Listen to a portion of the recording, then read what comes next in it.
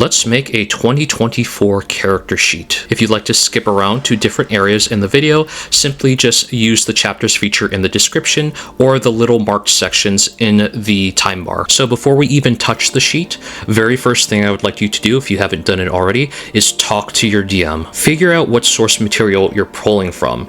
If you're using a 2024 sheet, you may already know you're pulling from the 2024 version of the player's guide as well as the DM's guide for your information. If you just kind of pulled a random sheet from the internet or you pulled a random sheet from like D&D Beyond, you may want to just ask your DM, hey, which version are we using, or are we mixing versions, or just what you're doing, so you know what you're putting down. While both the 2014 and 2024 versions are mostly the same, there are some slight differences, especially in the information you're putting in that can make a huge difference in your character sheet. So first step is to understand what you're working with by talking to your dungeon master. Just to clarify, we are working with the 2024 version of the character sheet. If you're looking for the 2014, I'll be making a video on it later, and if I've already made it, it will be in the description linked, or in a comment. If you're looking for that video on this channel and it's not made yet, subscribe. You may see it soon. Once we know the information we're working with, we can start tackling the information on the sheet. While I do recommend you follow the order I go in here, especially if you're new, feel free to swap these steps around as you would please, at least the beginning ones, for whatever is comfortable with you. For me personally, I like to work on my character's class first before I get into their name and their background and work off of that. However, you might like to do it differently. You might like to start with their race and then their character name. So if you want to do those in a different order, you can, but I suggest following the rest in the same order I do here. The following classes are available for you to pick: Barbarian, Bard, Cleric, Druid, Fighter, Monk, Paladin, Ranger, Rogue, Sorcerer, Warlock, and Wizard as of the making of this video. Go ahead and pick your class. For the purposes of going over the entire sheet in this video, I'm going to pick one of the mage classes. We're going to do Sorcerer for ours. Once you pick your class, go ahead and scribble it into the top left box that says class. Each class is going to have a little box that's called core, and then your class name, traits. This is a very important box we're going to have to reference constantly, so keep track of where it is. Every class has a primary ability. This refers to the ability scores you see on the left side: strength, dexterity, constitution, wisdom, intelligence, charisma. In the case for a sorcerer, it's just charisma. You may have more than one. Primary ability purely indicates just the most important ability score or scores you have for that class. Charisma is the one for sorcerer in terms of 2024, due to the fact that a lot of its spells will source from that stat. Hit point die is going to be placed where it says hit dice in the top right.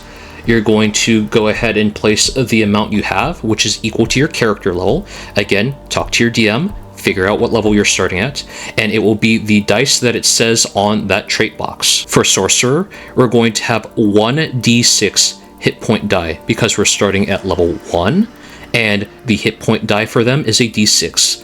When you go to level 2, that changes to a 2d6. Side note for more advanced campaigns, if you're going into multi-classing, make sure that you pay attention to what class you put your levels in, as different classes have different hit dice. For example, a barbarian will have a d12 instead of a d6, and every level you have in a class, that's basically the amount of hit die of that class you need.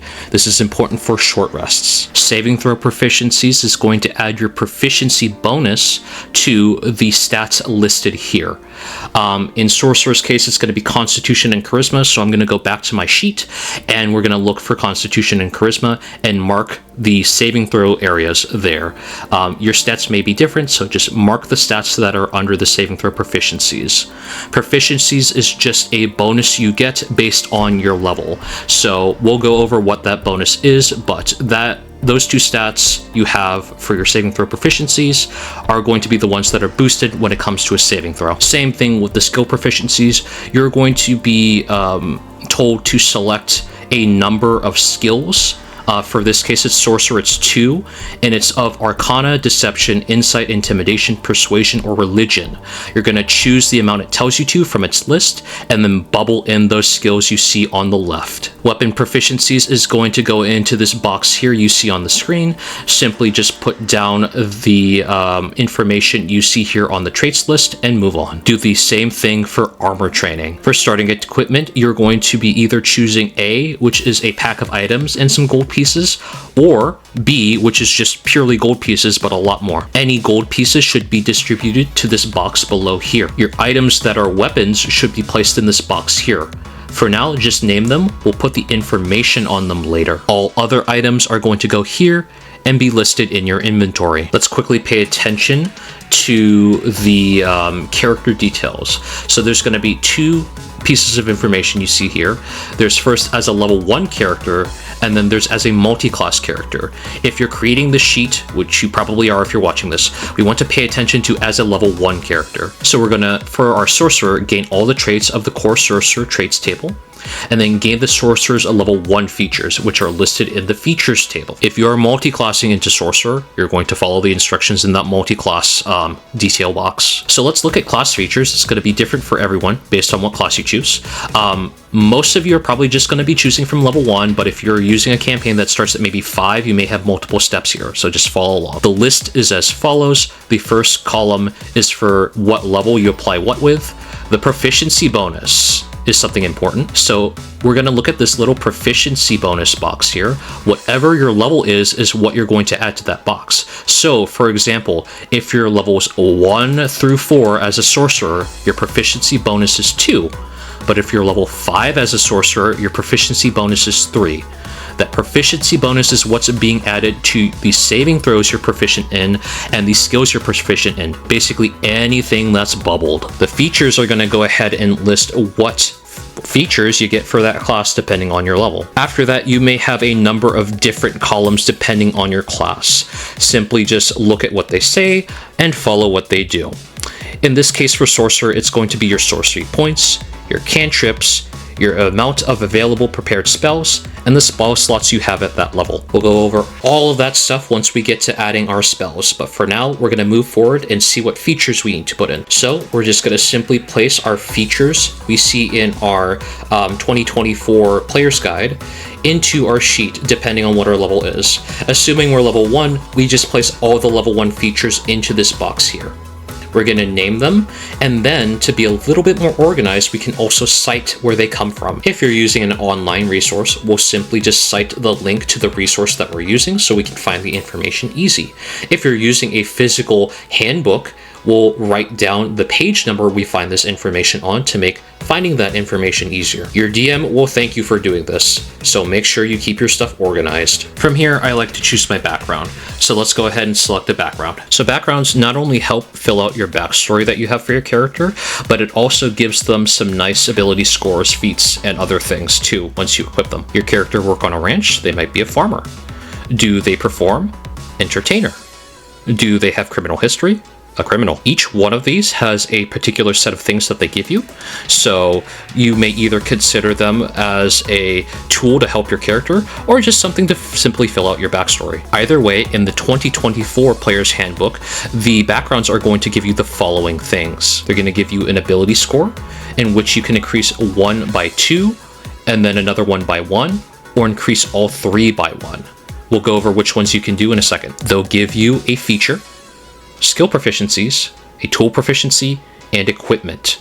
For the sake of this example, we're going to be going with the Acolyte background. So each background is going to go ahead and describe, the players somewhat, start with their backstory and what you can mold your backstory around if you'd like. There's some important information we need to glean from this, so let's go ahead and look at that, starting with the ability scores. So remember how I said you can add +2 +1 or +1 to all scores?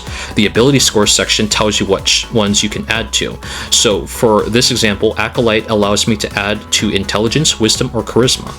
So I have the choice of adding +2 to one of these and then +1 to one of these, or adding +1 to all 3 of these. In this example, we're going to be putting a +2 in our charisma and a +1 in our wisdom. Acolyte also gives us the magic initiate feat. Your feat may differ. Simply just look up what your feat does and put it in the features section. Remember to reference where it came from to stay organized. It's going to hand you skill proficiencies. So if you have proficiency in a skill that's already on here, feel free to migrate that over based on what your class is. For Acolyte, it's going to be Insight and Religion. But let's say we already had Religion marked down. We'll just move that over to something else that our class already allows us to do. We have tool proficiencies and calligrapher supplies, so we'll just put that in the tool proficiency section. And then we have another equipment pack to choose from A or B. Do the same thing you did for your class for this. Before we move on here, let's talk ability scores. There are many ways to go ahead and grab ability scores. It all depends on what your DM would like to do. So again, ask your DM, how are you going about doing your ability scores? Are you using set numbers? Are you rolling for them? Those numbers that you attain for your ability scores are going to be put in the score section of the abilities for each one. Again, I can't really tell you how to roll these scores. You need to obtain the information from your DM and then place them in here, as there are many different methods to doing them. Look at the score you have for each ability. If the number is exactly 10, put a 0 in the modifier section. If the number is at least 2 over 10, for every 2 numbers it is over 10, add a +1. For example, 12 is +1. 14 is +2, 16 is +3, etc., etc. If your number is below 10, starting at 9, and every odd number after going below 9 is going to be an additional -1. For example, 9 is -1, 7 is -2, 5 is -3, 3 is -4. Now, what do we put on these lines here? We're going to be adding some stuff. In this example, we're going to be working with a charisma score of 18.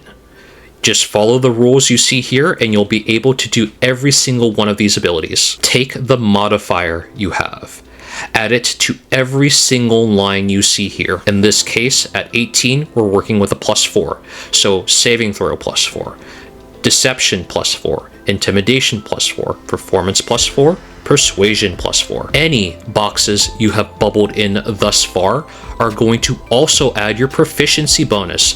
Remember, sorcerers, if you're level 1 through 4, your proficiency bonus is +2. If you are playing a different class, please reference your class features box to see what your proficiency bonus is. Add that bonus equivalent to what your level is to those boxes. At level 1, we're going to add a +2 to the ones we've bubbled in on Charisma. So what this should look like here is any box that is not bubbled in is going to be a +4. That's because we're only adding our modifier to these. Anything that we have proficiency in is getting +4 +2, which should be a +6 in total, because we're adding both the modifier and the proficiency bonus, since we have proficiency in those skills / saving throws depending on what your class is. Now you just follow the previous steps for every other ability score and skill here, and then mark in the remaining boxes to go ahead and have the modifiers for all your saving throws and all your skills tied to each individual ability score. With the information we have, we can tackle 2 other boxes real quick. First up is the initiative box. Initiative is simply the bonus that we're going to get when we roll a d20 at the beginning of combat to determine turn order. Your initiative bonus is based on your dexterity modifier. If you have a +2 in your dexterity modifier, your initiative bonus is +2. If you have a -2 in your dexterity modifier, your initiative bonus is -2. We can also learn what our AC is from our dexterity. Your dexterity starts at a base of 10 and increases or decreases based on your dexterity modifier. If you have a dexterity modifier of +2, you have +2 AC. If you have a dexterity modifier of -2, you have -2 AC. From the equipments that we've chosen from both our class and our background, we can now determine if we have things equipped. For example, if you have leather armor equipped, its base AC is 11. So instead of starting at 10, you start at 11 and you add your modifiers. Keep in mind, if you're using medium or heavy armor, your dexterity AC bonus may be limited or even negated in some cases. Please check the exact details on your armor to see how to calculate this. If you are using a shield, go ahead and check off the shield box and add the AC from your shield to your character as long as you have that shield equipped. When it's unequipped, make sure to uncheck that box and subtract the AC. While I know doing this in this certain order is going to have a little bit of friction with some people, there is a slight method to the madness here, as we line up certain details with other things so we can get most of the stuff done on the sheet in one fell swoop. Keep in mind, this may not be your final initiative and AC number, as there's still a number of details that can manipulate these things. So keep an eye out depending on what you choose for your character. Let's quickly fill out the rest of our weapon details. If you're using a weapon, we need to figure out what the weapon class is, because that's going to matter for our proficiencies. So depending on your weapon, it will either be modified by your strength modifier or dex modifier. Look at your weapon and determine based on its type which one you use. For example, a dagger is going to have a dex modifier, and something like a greatsword is going to have a strength modifier. Each weapon is different, and I suggest you look them up to see which one you're using. Most weapons are going to have a descriptor tag on them. For example, simple, martial, or finesse. Look at your weapon proficiencies. If you are proficient in a certain weapon type you have equipped, you're also adding the proficiency bonus. So we're going to fill this box based on A, do we have proficiency? And B, what is the modifier tied to it, and how much am I adding or subtracting?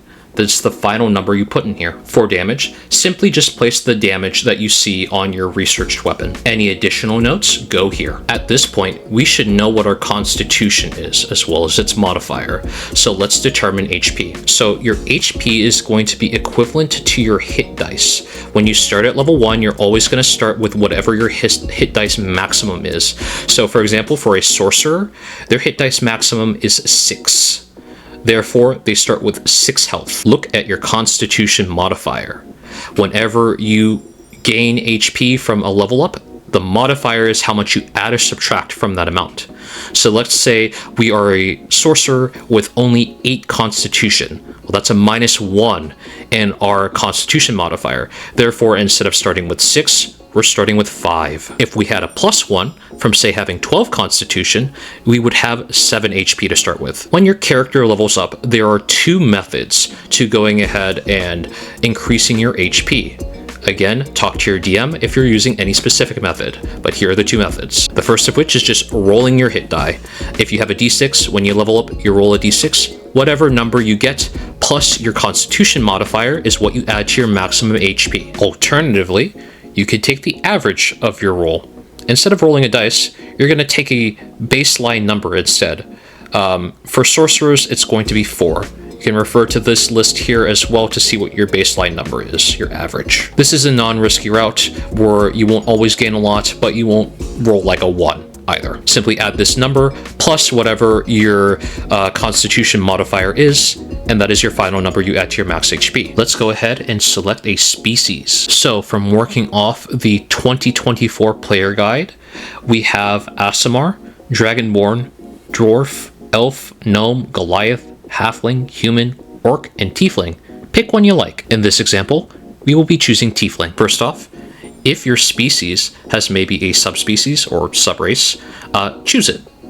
Keep note. For Tiefling, we don't really have a sort of like subrace to choose from. These are instead legacies. You may have something different. After that, though, we do have a traits section for the species, which is very important for informational input on our sheet. Put in your creature type, in this case humanoid, your size, which is almost always going to be medium. In this case, we have a secondary option to be small if we'd like to for Tiefling, and then your speed.